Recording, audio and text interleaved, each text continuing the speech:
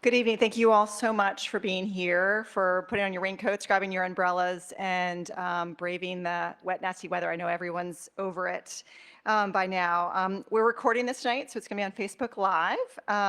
So thanks for those of us who are joining online as well. Thank you so much to our sponsors, CMA, CGM, Planetary, and Cox. Really appreciate your support to make this happen. I'm Christy Everett, Hampton Roads Director for Chesapeake Bay Foundation, and just thrilled to have these incredible speakers and this really critical topic, and you all to learn more and get engaged. As you know, particularly if you're around on Sunday afternoon, climate change is having a profound impact on our region, our Commonwealth, and of course, on global level as well. The top layer of many of our waterways have warmed significantly, affecting fish physiology and behavior. Species are shifting in their ranges to deeper water to stay within their preferred or to stay within their preferred temperature zones. Increased CO2 absorption lowers the water's pH, harming shell-building organisms like oysters and crabs, and acidification can cause physiological stress in fish, affecting growth and reproduction. Warmer waters hold less oxygen, leading to hypoxic zones, which can be detrimental and times fatal for fish. So as you can tell, and as you'll hear about tonight, there are significant implications. We have two experts here that we get to dive in and explore some of these issues and realize what are these patterns saying and what we can do to potentially adapt to those changes. We will have time tonight for questions, so there's a QR code on your program. Please scan that with your phone and ask questions throughout, and we'll have plenty of time after the two speakers. And with that, I'd love to turn it to our speakers for opening remarks to start the evening, maybe starting with you, Kate. So, do you want me to introduce myself, or are you introducing me? Okay, well, hi everyone. My name's Kate Wilke. I'm a fisheries scientist. I work with the Nature Conservancy, and I'm based out of Fairfax, Virginia. So I drove up today, or down, to be here with you, and I look forward to talking a little bit about my experience working in fisheries and trying to deal with changing climate conditions and in the fisheries management world. Good, yeah. So I'm Chris Moore. I'm the Virginia Executive Director of Chesapeake Bay Foundation. I get to work in this great building most of the time. But if I'm not working in this building, I'm usually not too far away on the Lynnhaven River or on Chesapeake Bay trying to catch many of the fish we're going to talk about tonight. Also, we have an environmental education program that runs out of here, and I think one of the best examples of what we're seeing in changes in our fisheries is over the last 3 years, that education boat that pulls a net every day has actually caught 2 barracuda here in the lower Chesapeake Bay. And I see some heads pop up. Wow, wow. Yes, exactly. That's a really great example of some of the changes we're seeing in species range and things like that here in Chesapeake Bay and along the broader mid-Atlantic coast. So I'm going to dig into some winners and losers in this because I think sometimes we think about the fisheries piece being it's all bad. Some ways it might be good for some things. So it's a complicated topic. So I'm looking forward to exploring it tonight. I'll elaborate a little bit more about Kate's bio, really distinguished bio. She'll present for a few minutes, then same with Chris, and then again, we'll have plenty of opportunity for question and answer. Kate Wilke's work is centered on improving fisheries sustainably and protecting marine habitats for the benefit of both people and nature. She works with fishery managers to create science-based regulations that promote efficient, sustainable harvest of fresh seafood, and is working with recreational fishermen to improve recreational fishing data. Over the last 10 years, Kate's work with the Nature Conservancy to reform management of the largest fishery in the Atlantic coast, the Atlantic menhaden fishery, to make catch limits more sustainable for this keystone species. Kate served as one of the Virginia's appointed representatives on the Mid-Atlantic Fishery Management Council from 2019 to 2022, setting regulations for federally managed commercial and recreational fisheries. Kate chairs the Atlantic States Marine Fishery Commission's Habitat Committee, which recently defined and designated habitat of concern for nearshore fish. The intent of the special policy designations to help focus funding and conservation efforts toward the most productive and critical habitats. Kate is also focused on implementing environmentally compatible offshore wind energy by driving a collaborative science agenda around site-specific and cumulative impacts. Kate has a Master of Science degree in biology, fisheries science, and marine policy from University of Maine and a Bachelor of Science degree in biology from Bowling Green State University. Okay. Welcome you to start.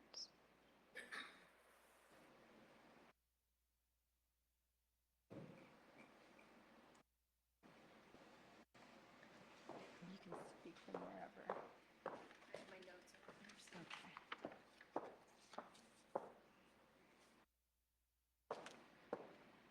all right. Thanks everyone for coming. It's fun when all the seats are full in the room. So tonight I'm going to talk a little bit about fisheries and the effects of climate change on fishing businesses and the management process. And so I've been working in the Mid-Atlantic with the Nature Conservancy for about the last 10 years. And prior to that, I worked with commercial and recreational fishermen up in the Northeast, in Maine, and in Newfoundland, Canada. And so I've even in this 10 years that I've been here, I've been seeing changes. And I love talking with folks who have been here their whole lives and can tell the stories of how things were different and what they're seeing now. This photo I took, we were charter fishing off of Virginia Beach, and we were going out to tag fish around the wind turbines. So in the background, you can see 2 wind turbines. This is at the coastal Virginia offshore wind energy area, where Dominion is building 167 wind turbines for renewable energy. So as a scientist with the Nature Conservancy, we're interested in the most responsible development of renewable energy, and we were doing a research project to tag fish and try to look at the impacts of the construction noise on fish behavior. So we were trolling for mahi here. That was sort of like after our day of tagging. We wanted to see what else we could catch. The round thing that you see sort of in the center of the photo is a foundation, and they were just installing 167 of these foundations. So eventually they will put a big monopile and then the turbine blades on those. And I just heard from somebody in the audience that he was out there in the last month and they still don't have the big monopiles up yet, but all the foundations are in. So kind of exciting. So I'm gonna just start today from a more zoomed out perspective and talk about climate change impacts in the Mid-Atlantic. So the Mid-Atlantic is an ecoregion that is distinct from the Northeast colder water and from the South Atlantic that has the warmer, more tropical species. The Mid-Atlantic is roughly defined like Long Island Sound to Cape Hatteras, North Carolina. And as you can see, the Chesapeake Bay is quite a prominent feature in the Mid-Atlantic, and it's really important to fisheries production, both offshore and nearshore. There's just a variety of species that use the bay. I'm sure you all always hear about how it's a really productive nursery area for a variety of species. It's a nursery in a couple of different kind of ways. There are a lot of species that live offshore, they feed offshore, they reproduce, have their eggs and their larvae offshore, and then they catch a ride on the currents and are transported into the bay, where the really tiny baby fish or larvae then use the shelter of the habitats like salt marsh and seagrasses and oyster reefs to hide in there, to feed and grow, and then they eventually move back offshore to spend their adult lives. So that's, for example, a species like Atlantic menhaden. That's how they use the bay and the offshore area.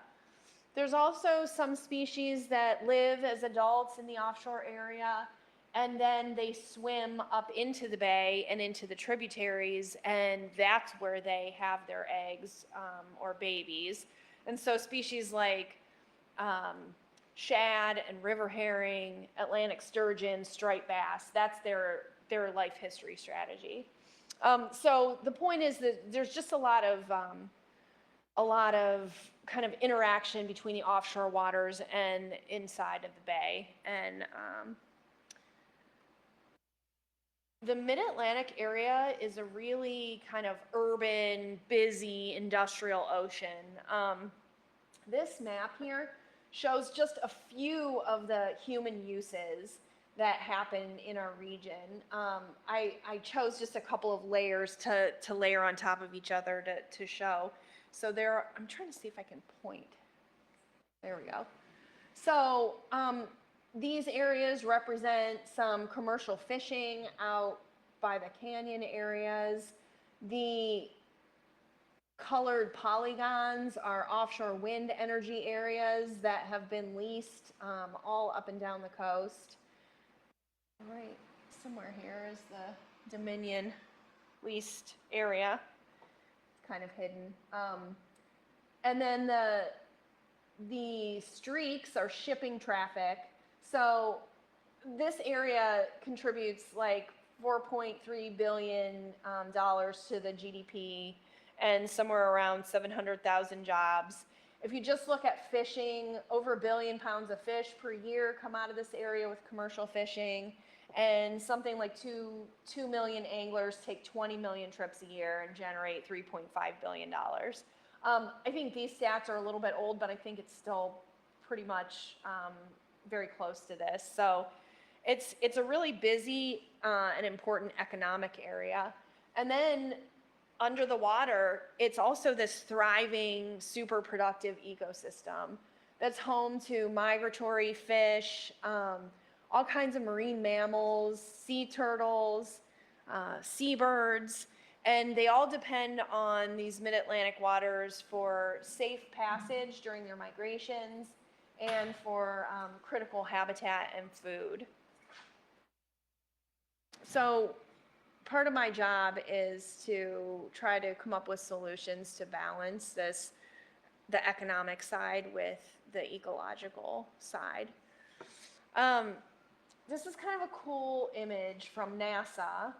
It shows, 2024 was the warmest global ocean temperatures on record, and each year we keep setting new records. So the image is actually from August of 2023, and it just shows that the temperature scales in Celsius, but I mean, there's been temperatures around in the high 80s off of our shores in the last several years. And the oceans absorb carbon dioxide, and they absorb the extra heat in the Earth's atmosphere. And the ocean is really critical to humans because it moderates the temperature, and by absorbing that heat, it makes our climate livable for us. But there's an environmental cost, and the cost is the waters are warming, they're getting to be more acidic, there's less oxygen, the water is stratified, and there's evidence that the ocean currents are starting to kind of slow, and then there's sea level rise as well. So within that kind of global context, then we have what is actually happening in our local area, and that's not always the same as a global average. So this is an image from NOAA Fisheries, and they produce these state of the ecosystem, they track indicators in our local mid-Atlantic area. They also do it for the Northeast and other areas of the country. So this is a snapshot of the highlights from the 2024 report. And it was interesting because even though we're seeing these globally really hot temperatures,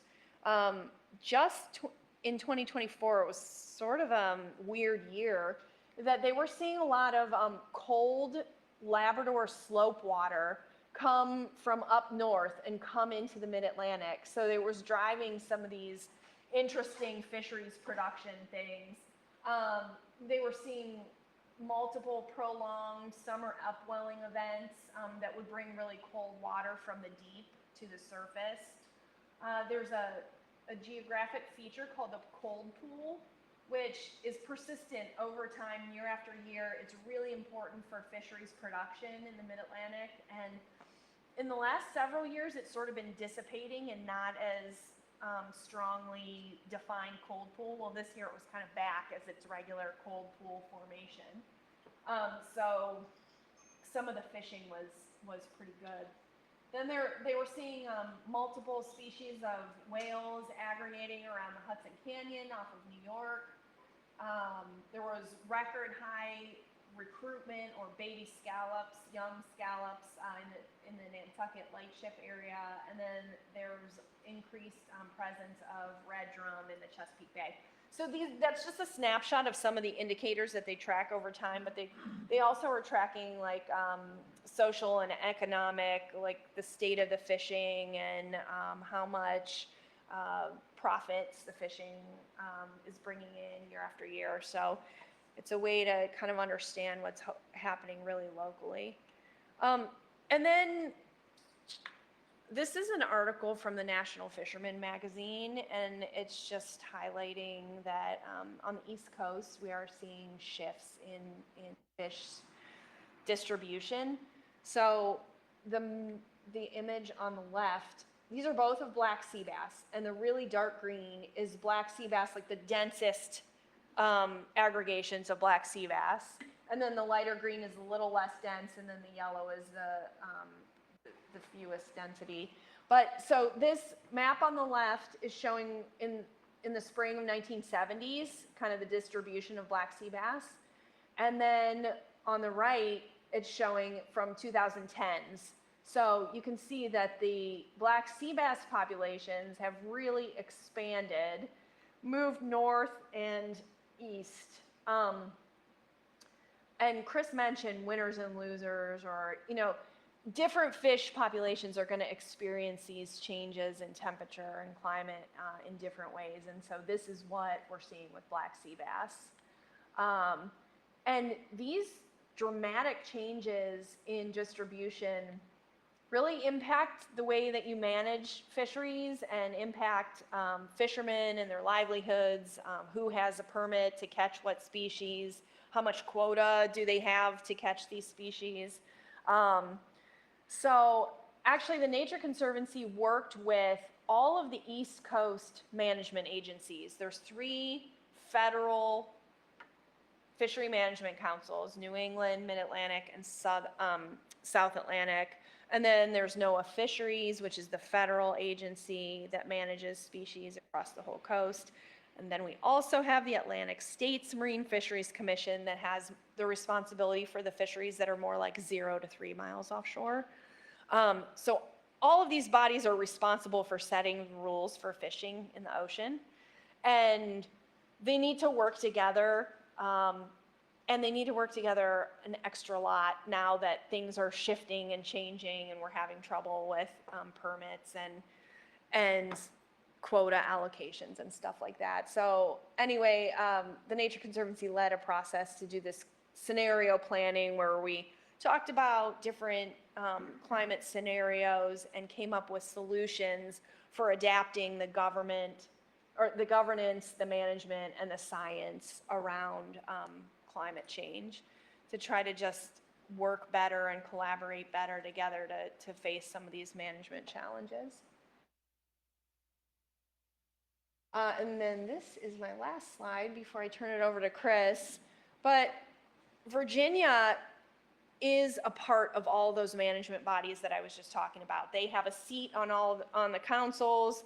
So the Virginia representatives bring Virginia-specific issues to those larger forums to kind of help manage fisheries across state boundaries.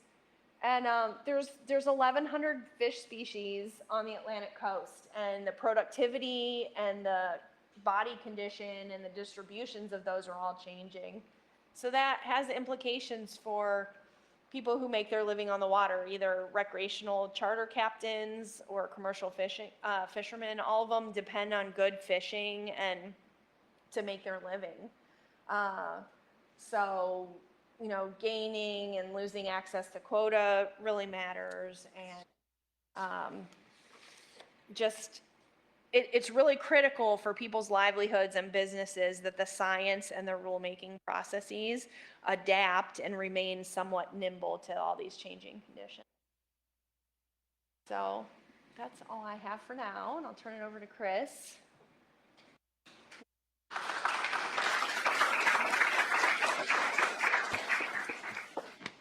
I'm going to introduce Chris.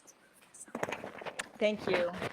Kate, that was really incredible. And Kate not only drove down this afternoon, but she's driving back tonight. So we owe Kate a debt of gratitude for the preparation of this presentation, but actually traveling here to give it. So thank you so much, Kate. Now I'm pleased to introduce Chris Moore. Chris joined the Chesapeake Bay Foundation in 2005 and currently serves as a Virginia Executive Director. In this role, he implements CBF's initiatives and operations in the Commonwealth and collaborates directly with elected officials, regulators, other decision makers, and partners to advance the organization's mission of saving and protecting the Chesapeake Bay. Chris currently chairs the Chesapeake Bay Program's Fish Habitat Action Team, serves on a variety of management advisory committee, including the Chesapeake Bay Program Oyster Best Management Practice Expert Panel, Fisheries Goal Implementation Team, the Atlantic Coast Fish Habitat Partnership Steering Committee. He's also a U.S. Coast Guard licensed captain, runs educational and restoration on the water experiences for elected officials and their staff, as well as other decision makers. Prior to becoming executive director, he led advocacy, policy development, and technical support for a variety of fisheries and water quality restoration efforts at Chesapeake Bay Foundation. Much of his career is focused to build ecologically and economically sustainable fisheries in the Chesapeake Bay and Mid-Atlantic region. Chris received his undergraduate degree from environmental studies from Randolph-Macon College and master's in environmental science from George Mason University. George Mason, his work focused on anadromous fish passage in Maryland and Virginia. Chris resides in Virginia Beach with his wife, Kristen, Aubrey, and Callan. Aubrey was an environmental studies program student last year, and his parents are in the audience. So without further ado, Chris, come on up. Oh, very good, anyway.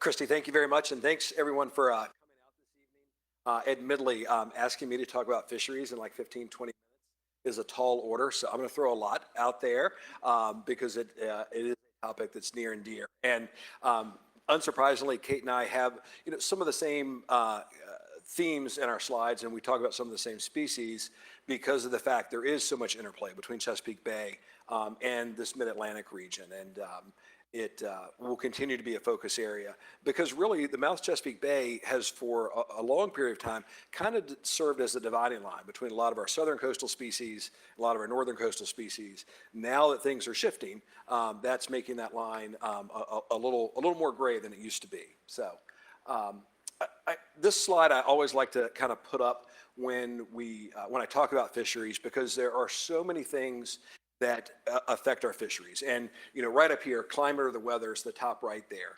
But the one thing I always ask people to do when they think about fisheries is I always kind of hear what I call the silver bullet approach to fisheries. If we just did this, everything would be fine. Or if we just did that, everything would be fine.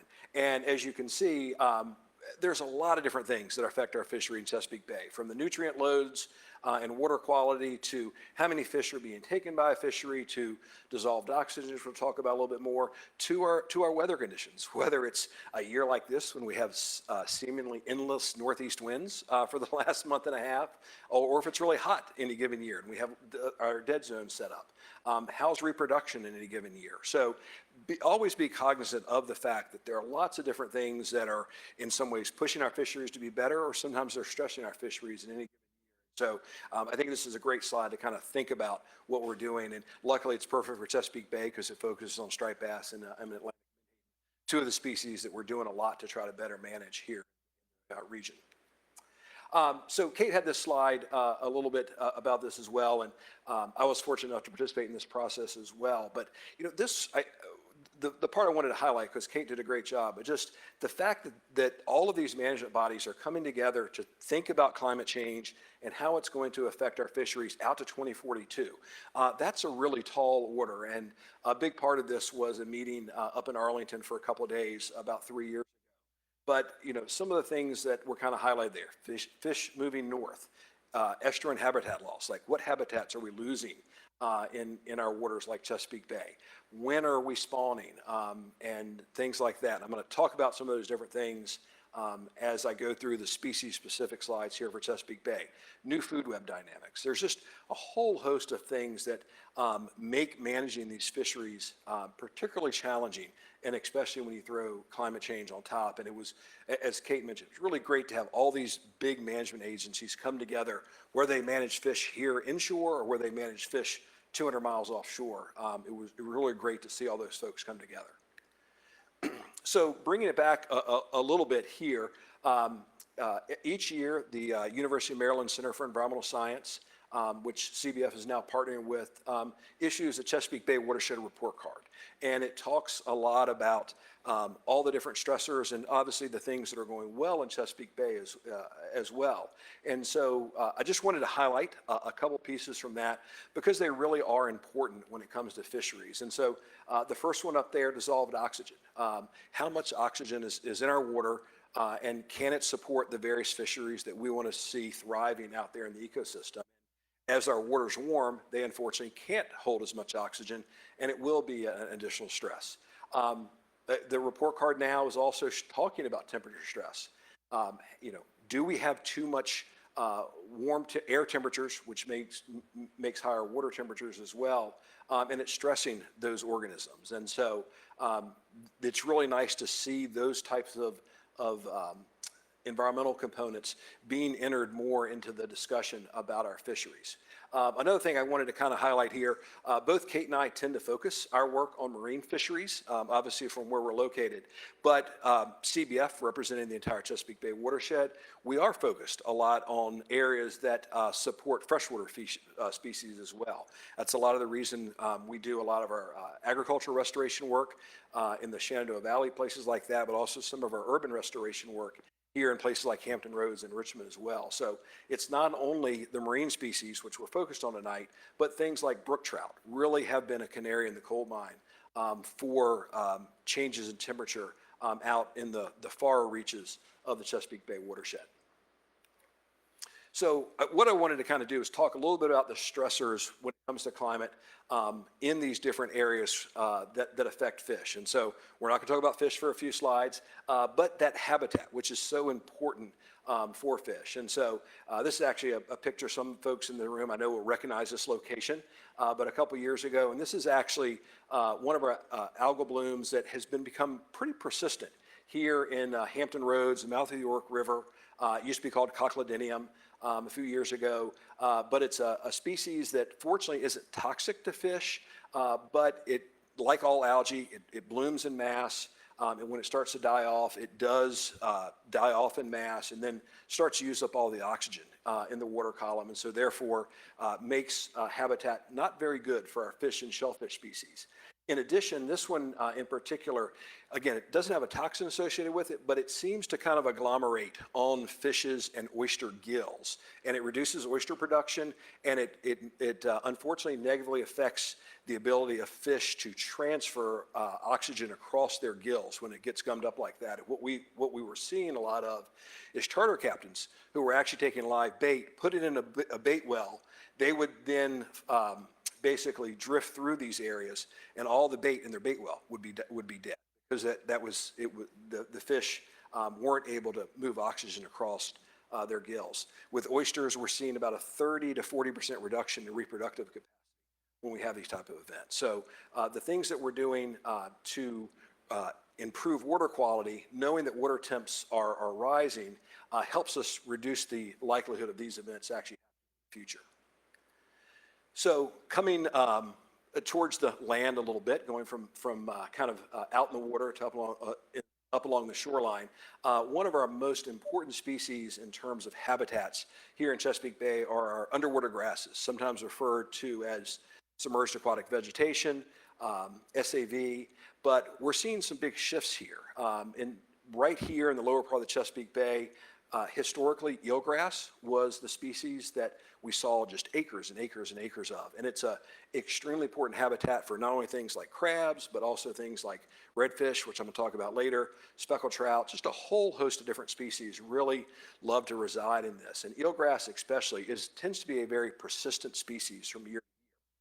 What is happening is we're at a place where eelgrass is being stressed, especially during really hot summers, and dying back and not coming back. And so fortunately, we're seeing some of that being replaced by widgeon grass, which is more heat tolerant. But widgeon grass seems to have a more boom and bust cycle. It's not persistent like eelgrass was. And so this is an area that is really concerning from a climate standpoint, but also an area where we're going to be doing a lot of research in the future to figure out, are there some alternative strategies that we can employ to ensure we have more grass in our lower bay tributaries in the lower bay in the future. One of the big focuses of this is the Atlantic Fish Habitat Partnership, which Christy mentioned I'm on, and actually and Kate, through the Habitat Committee at the Atlantic States Marine Fisheries Commission, a lot of her members are actually on as well. But actually later this month, we're actually going to be holding or starting to plan a submerged aquatic vegetation workshop. What we're actually going to be focused on is how do we set up all along the Atlantic coast ways for scientists to be able to study grasses that may be moving north. That's a big concern. You know, are we introducing a non-native species? Maybe are we introducing a disease or things like that?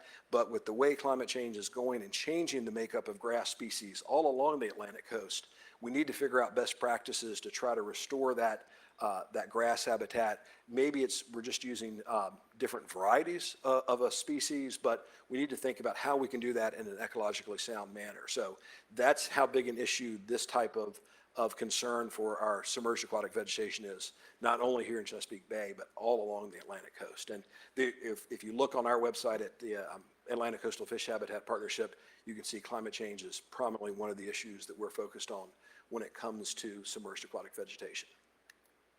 So I think I went back and pulled this bumper sticker. I think if you lived in this area, and I see some heads nodding, or you visited coastal North Carolina, the North Carolina Coastal Federation, which is actually a Restore America's partner with Chesapeake Bay Foundation, put this bumper sticker together a number of years ago. And I in some ways, I like it because it's very blue, just like the Save the Bay bumper sticker. But it really was a reminder to people that very, very clearly, wetlands are so important to our fisheries habitats, and it's an area where there is a tremendous amount of concern.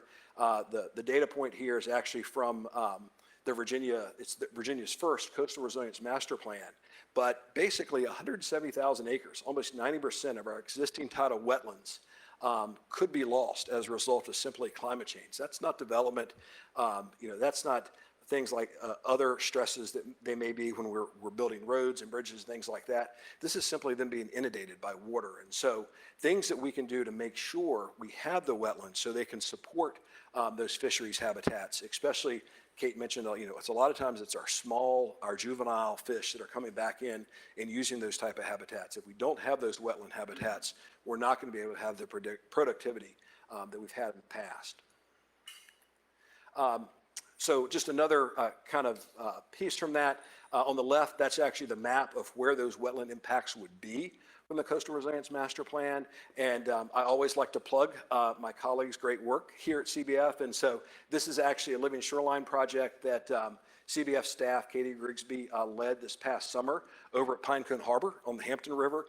Great example of a eroding marsh edge, but also you can see the oyster castles along the edge, so great oyster habitat as well, but a way to better protect those wetland resources moving forward. So hopefully they will last much longer than they would have if they didn't have that type of protection. And fortunately, this was over 1,000 linear feet. It was the largest project we'd ever undertaken. We're going to be able to do this shoreline right up here next summer. So we're excited about having a really long area with a lot of really valuable wetland habitat to be able to be protected and restored moving forward through efforts like this, and hopefully reduce some of those wetland losses that were identified in the Coastal Resilience Master Plan. And then the last thing I'll just, when it comes to habitat, thinking about those forested buffers. I talked a little bit about this earlier with brook trout, but even these habitats, sometimes very far away from the actual Chesapeake Bay, are really, really important to ensuring that we have healthy fisheries. Making sure we reduce our pollutant load is really important. These also can serve as spawning habitat. Rockfish Gap, way up in the Shenandoah Valley, it's where rockfish actually spawn. Believe it or not, we find blue crabs this time of year in the falls up in Richmond. So these habitats that are, again, we think of as very far away, can be really, really important to our species diversity and our species productivity in Chesapeake Bay, and making sure we restore those type of habitats is important as well. So I talked about winners and losers a little bit, and Kate did a great job talking about black sea bass and already, but I did want to leave that one in. But if you look at the work from NOAA there on the left, their Northeast Fisheries Shellfish and Climate Vulnerability Assessment, there's a whole lot of species in there that unfortunately are in the high category. A lot of ones that we really think of as being important to fisheries productivity in general. Things like squid, which although we like to eat squid, a lot of us, they're also a really important food source. A number of our flounder species are on there as well. Also species like river herring and shad as well. Those are all species that we really need to be concerned about moving forward, and as much as we can do to help reduce the impacts of climate, it's going to make for a more robust fishery moving forward. But like I say, as Kate laid out very well, black sea bass may actually do better under this type of scenario. And so, again, there's going to be some winners and losers, and it's hard to say that everything is going to be bad or everything's going to be good as a result of that, because we know there'll be different outcomes for different species based upon where they are along the geographic range, based upon what their life history strategy is, and what types of things we continue to do to better manage that species moving forward. So striped bass, and you've seen this picture already. This is a fish actually called up off Tangier, but it's maybe the best example in terms of looking at all the different ways climate may affect any given species. And so not only is it maybe the most iconic fish species we have here in Chesapeake Bay, but it's one that there's a tremendous amount of effort going on right now along the Atlantic coast to better restore. And the Atlantic States Marine Fisheries Commission is going to be looking at some additional conservation measures later this month for this species. Another important part is about 70% of the coastwide population of striped bass are actually born here in the Chesapeake Bay region. So we're in an extremely important area for this species. So again, I wanted to highlight both the concerns for the coastal region, but also for some of our freshwater resources as well. And so on the left there, you can see Department of Wildlife Resources, who manage their freshwater fisheries. They're doing the same thing. They're looking at this lack of oxygen as a stressor on those striped bass that they're managing in our Virginia's lakes. But the picture on the right, that's what the real concern here in Chesapeake Bay is as nutrient pollution has caused dead zones to set up during the summertime, those low areas of refuge, as we call them, where striped bass would like to go and just kind of hang out, not do a whole lot during the heat of the summer, those areas are kind of off limits to them in many cases now. So it pushes those fish up into warmer waters. They're still trying to feed and things like that. They really don't want to be doing that. They don't want to be hanging out in 80, 85 degree water, trying to find food and things like that. And so when we have concerns about the amount of prey that may be out there, prey like menhaden, this really becomes even a larger concern. And so you've seen the state of Maryland adopt what they call red flag days to try to get anglers not to fish during days where water temps are over 80 degrees and the air temps are over 90 degrees. Here in Virginia, we're lucky. We don't have a fishery between June 15th and October 5th. That was partly because we have so many other species available, but it also sets us up well because we're not tending to interact with a lot of striped bass during the time of year where they're most susceptible to heat stress. So what does this kind of look like as an angler? This is a former colleague, John Page Williams, actually took these slides or these pictures from his bottom machine a couple years ago. But what does this actually look like on the water? Because some people are like, okay, I don't quite understand what this looks like. But you can see in this case on the right there, it's about 45 feet of water. There's a whole bunch of fish up in the top of the water column. For us as anglers, that may sound like a really good set up, lots of fish near the surface where maybe we see them busting on the surface, things like that. But as you can see, there's nothing in the deep water bottom half to 2/3 of this. Luckily, John Page confirmed this by dropping a DO meter, but there was basically zero oxygen in those lower sections of the water column. And so not only are you taking away habitat, but you're pushing all those fish, whether they're forage fish or whether they're things like striped bass, up into one small section of the water column, which is not good for a host of different reasons, is what it amounts to. So another really good example of this, this is actually, I think, one of the best examples of what we call range change when it comes to fisheries. This is actually, it was called the North Carolina Cooperative Tagging Program. It's been done for striped bass since, I know the numbers are small there, but it's about the late 80s. And back in the late 80s, this program was running down basically off Hatteras. Is what it amounts to. They were tagging those big fish every winter. At the time, they were actually using trawls to catch them. But you can almost see on an annual basis how over the last basically 40 years now, those fish have been encountered a little bit farther north almost every year. And so the last couple of years, they've gone from basically Hatteras to the mouth of Delaware Bay is where they're actually catching those fish during the same time of year. So just a really well-defined example of how we're seeing these ranges shift with some of our species. And a lot of this obviously is temperature driven, probably some food source issues as well, because their food is not coming as far south. But when the Chesapeake Bay used to produce 70% of the coastwide population, and these fish aren't coming that far south anymore, is that one of the things driving the change that we're seeing and lack of productivity here in Chesapeake Bay? And then this is a slide. Wanted to kind of preview this a little bit because we're going to see the results of this study come out next week. This is what we generally call the striped bass younger of the year index, and it's a very long-running study. You can see it goes back to the 1950s, where they actually pull seine nets in a number of locations, over 50 locations along the shores of tributaries Chesapeake Bay. It's done both Maryland and Virginia, and they simply count how many very small young of the year striped bass they catch in those. And you can see when the fishery was really doing well back in the mid-90s, was on its way back, we had some really, really big spawns. But really since around 2017 was our last really good spawn on this species. And you can see since then, we've been way, way below average.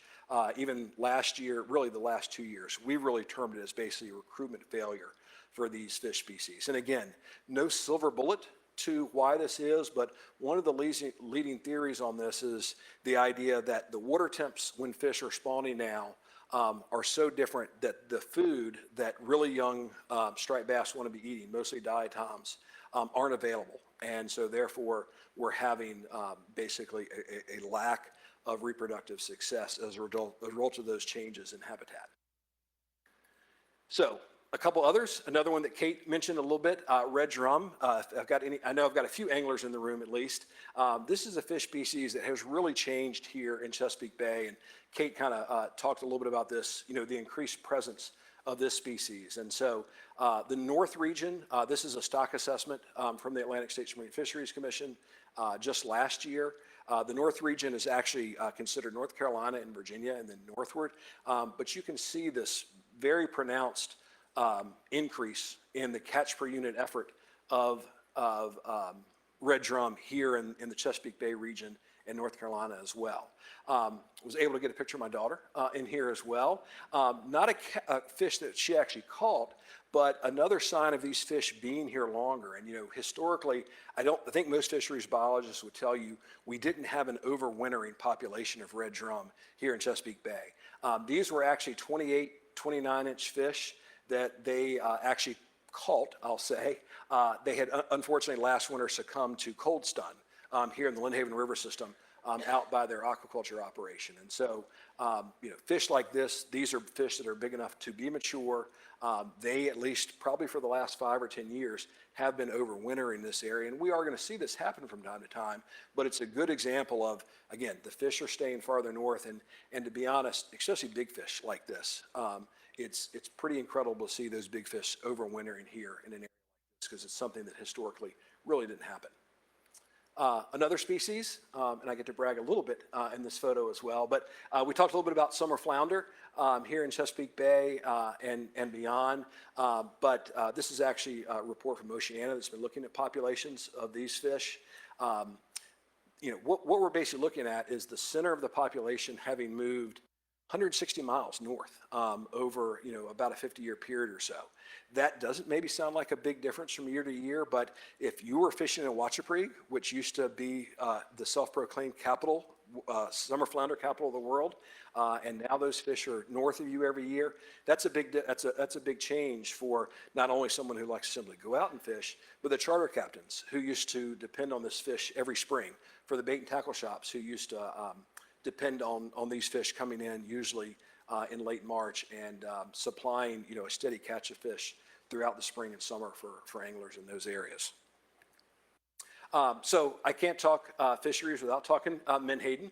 No surprise, a tremendous amount of interest in this management of this species in Chesapeake Bay, and we've really been limited, unfortunately, here in Chesapeake Bay over the last couple of years because we have wanted to develop some more bay-specific science. And unfortunately, the large menhaden harvesting industry has blocked that science over the last 3 years. And what we're just finding out this week, as a matter of fact, is the Atlantic States Marine Fisheries Technical Committee that looks at menhaden actually released a memo that says we need to take on the coastwide basis a 50% reduction in the amount of menhaden we're harvesting to maintain a healthy population. So that doesn't even tell us what's happening in Chesapeake Bay, where these fish may be even more under stress due to climate change. But a couple things. One, why are menhaden so important? Because most people don't actually go out and catch these, but they basically serve as forage. They're eaten by a whole host of different species.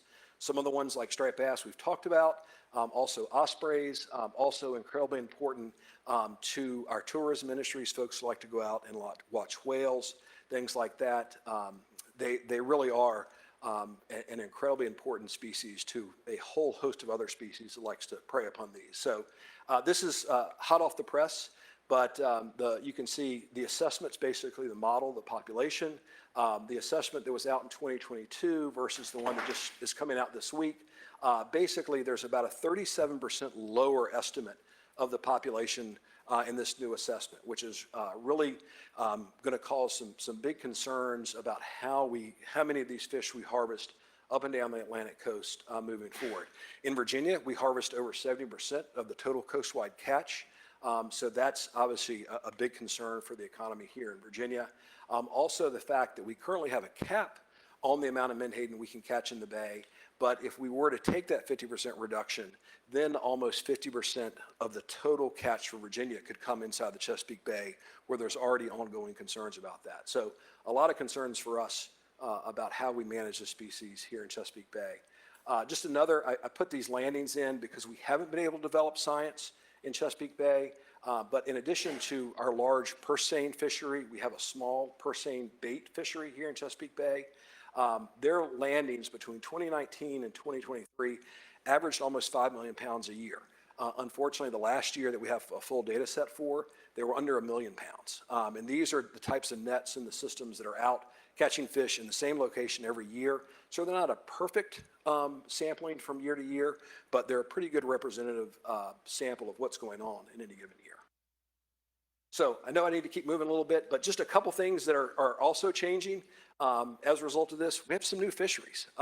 Shrimp now. You can go out and throw a cast net here in the Lynn Haven up in Urbana, and there are shrimp literally all over the place as a result of that. And it's funny, we actually take decision makers and folks out on our vessels at CBF, and so many of them say, I never realized that we even had shrimp in Chesapeake Bay and its tributaries. But there's become a very robust shrimp fishery over the last 4 to 5 years. And so you can really see how the survey has shown that shrimp, a little bit of drop back the last couple of years, but they really have come on scene and kind of exploded as they've continued to move north here in the Mid-Atlantic area.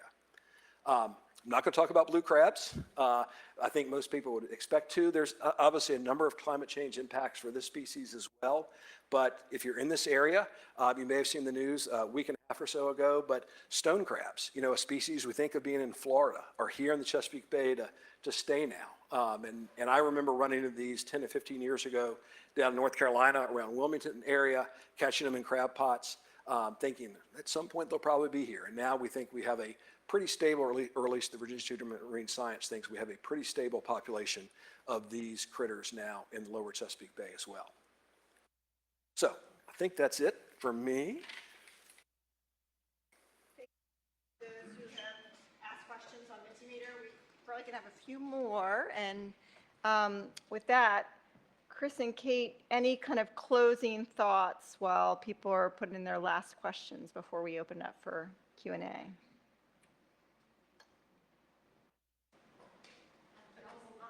I mean, I think maybe the thought is, or the closing thought is, you know, this is a great example to kind of be aware of our surroundings. One of the things I think about when it comes to climate change in our fisheries is, despite the science that we have, and again, we unfortunately don't have some of the science, especially when it comes to menhaden, that we should have in Chesapeake Bay now. I'm not sure the science is actually caught up with the changes we're seeing. So I think as you're out, if you're an angler, if you're out touring, just thinking about the different species you're seeing, what time of year you're seeing them, things like that, you really can be an observer of what's going on when it comes to the species. So next time Chris Moore goes out fishing, he's really observing. Is that right. what he's trying to say? Exactly. Thank you. I think that's an excellent point. One question, in the context of fishing, what does quota mean? I know this is a term you all use in your sleep, but. So quota is an amount of fish that a fisherman is allowed to harvest and keep. So quota might be divided up amongst states. Each state might get a certain, so fishery scientists determine a total amount of fish that can safely be harvested in a year to not damage that population. And so once you know that number, certain fisheries, they divide up that total allowable catch into a quota and give it to either individual states, or they maybe give some quota to commercial fishermen and some to recreational. Even in some fisheries, there's individual quota where a fishing boat can get a certain amount of quota. So depends on the fishery, how it's divided up. Great. Can you elaborate on the measures being taken to mitigate overfishing or algal blooms in relation to climate change? So yeah, I can only start. So especially when it comes to algal blooms, it's a little bit of an all of the above approach. And I'll kind of start up in the watershed in Chesapeake Bay. And so some of the things I talked about, like putting forested buffers on the ground, fencing cattle out of streams. Those are all really important techniques we use to try to reduce that pollutant load before it gets to the tributary and eventually to the Chesapeake Bay. Coming down towards the Central Virginia, places like that, we've invested a tremendous amount of money in what we call wastewater treatment plant upgrades. And so most of this room are probably connected in some way, shape, or form to a wastewater treatment plant. A few of you might still be on septic, but the Commonwealth of Virginia has invested over $1 billion in upgrading those facilities and helping us reduce our pollutant load. If you come down here to Hampton Roads, the Hampton Roads Sanitation District is actually working now on a plan to actually not even discharge to our waterways at their biggest facilities, but actually to inject that water into the Potomac Aquifer, as not only to help mitigate sea level rise a little bit, but also to reduce their nutrient load even further. And then when you come to places like Hampton Roads, those practices that I showed, like living shorelines, helping us to keep our marshes in place. Those marshes especially are one of the best filters we have when it comes to nutrient loads. And so things that we can do to build a more resilient Virginia and ensure those type of habitats stay in place are not only going to be good for our fish species, but are also going to make sure that we have less algal blooms and things like that. And you had another part to that question. It was about how do you avoid overfishing Yeah, finishing management, yes. due to climate change? It is it's a tricky thing because when I was talking, I think that I had mentioned that in fisheries, we depend a lot on long-term averages, and you think about patterns over time, and in this new regime with this differences in climate, the patterns of the past aren't holding true anymore. Things are different, and so one of the ways to try to assure that we don't overfish is to integrate the relationships between environmental variables and fish production. So if you can try to understand the relationship, say between temperature and how that affects fish reproduction, then you can start to predict how many fish you might have in the near future, and then how many is it safe to harvest. So it's tricky. You need, there's, what NOAA Fisheries is doing right now is actually a marriage between their climate modelers and their fishery scientists, and trying to understand how the climate impact is gonna impact fisheries production, so. Great. And I'll add another question on here that was asked. What can people do to, change what some of the issues that we're seeing here with either of those, water quality or the fisheries management? So I'll always start, a couple of things. One, I talked a little bit about living shorelines. If you live along on one of our waterways, if you have friends that do, think about living shorelines as your shoreline protection option. We've got some great data coming out of Virginia Institute of Marine Science that shows the living shorelines that we're implementing here in Virginia are producing very similar benefits to natural shorelines when it comes to blue crab production, when it comes to other finfish species as well. So that's something that anyone who has that type of property can do that's really helpful. I think another thing is talking to your elected officials about your concerns about these species. As Kate said too, we're in an area where there's a lot of complexity when it comes to fisheries management, and we probably need to be managing our species in a little bit more conservative manner than we have in the past to ensure we don't overfish. And we keep healthy populations. And so letting fisheries managers, the Virginia Marine Resources Commission meets every month. The Atlantic States Marine Fisheries Commission meets 4 times a year. Mid-Atlantic Council meets 4 times a year as well. 6, that's all right, 2 more. So letting those folks who make those decisions know about your concerns about those species, I think is really important and something that all of us can do. Yeah, and you don't just have to go to their meeting. You can pick up the phone and call. The staff is receptive and always interested in hearing from people who spend their time on the water and are seeing changes, have information to convey, so. Thank you. If species are shifting north, is that a good or bad thing? For example, maybe new industry in a non-traditional area? Yeah, I don't think it's good or bad. It can be a challenge for people making the rules for fishing, or, if a new fishery moves into an area and you don't have a permit to harvest that and sell it, and you're a commercial fisherman, then that can be a challenge. But I think it's going to be a challenge because our infrastructure and our systems in place aren't equipped to deal with these changes, but they're going to have to adapt.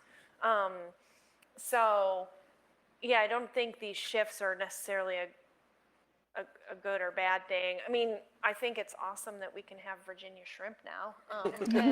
And so I've just heard that there's none available at the moment, but I was thinking I would like to buy some while I was That's why down Kate is here. down here. She's coming to buy shrimp. Did you notice that? But yeah, I mean, I think that you can see the good and the bad in different situations. And it's going to force, like, watermen here in Chesapeake Bay. Good example is when I was growing up, if you were fishing in the lower bay in late August, early September, you'd have gill nets as far as you could see for spot and croaker. talking to watermen over the last couple of years, the height of that fishery is now in October. Well, that's now the start of oyster season. So now watermen have to make a decision in some ways. Am I going to go gill net like I used to, or am I going to go oyster, or am I going to pull hull seines, things like that. So watermen have to make different decisions about what they're doing based upon the time of year because of those changes and when those species are available.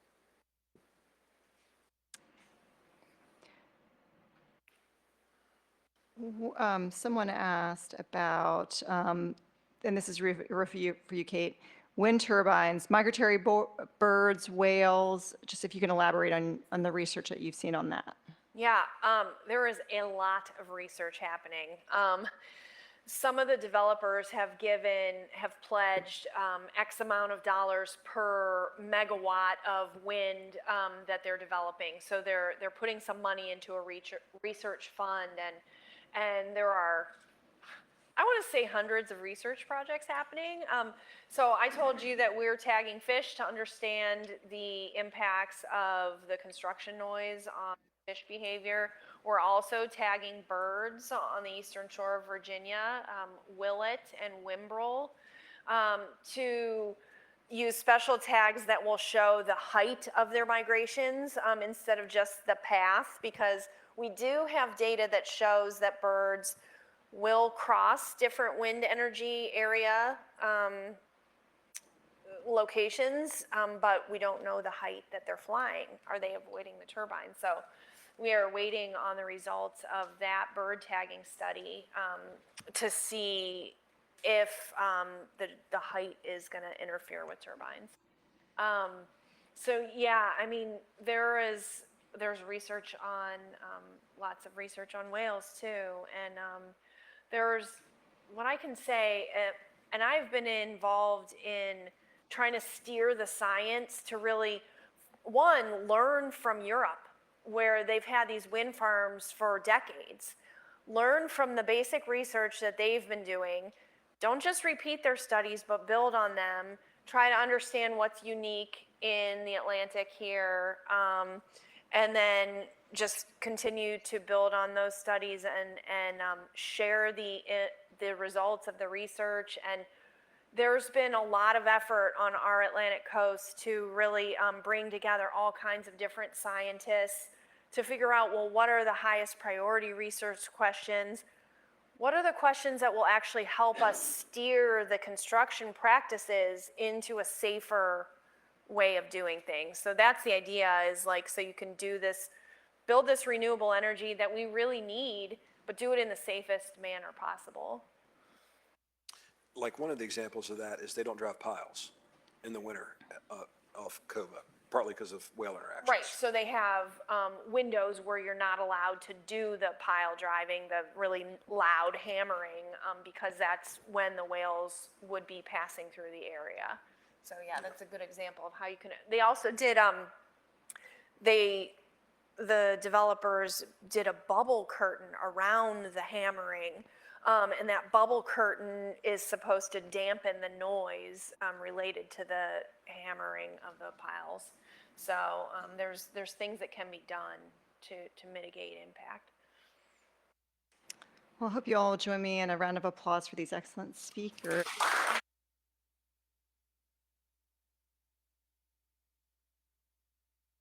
Really appreciate you all taking the time to be here. Get Kate some shrimp, and she'll drive back to Northern Virginia tonight and consider it a win. I think you all got an eval when you checked in. Fill that out. There's a basket by the door, April, that one, and then there's one by this door. So would love to hear that. Or there's one that you'll see on the screen in a moment, and more about making clean water a priority for the next election. So you'll see that as well. Our next lecture is going to be excellent as well. Jeremy Hoffman with Groundworks USA will be speaking about thermal heat imagery, understanding more about urban heat islands, and what we can do about it with tree canopies. So I hope you'll come back November 12th for that. There's registration up here. We'll send that out in a follow-up email, as well as the recording and the slides. But just thank you all for being here and sharing in this learning and being able to spread the word. So appreciate you.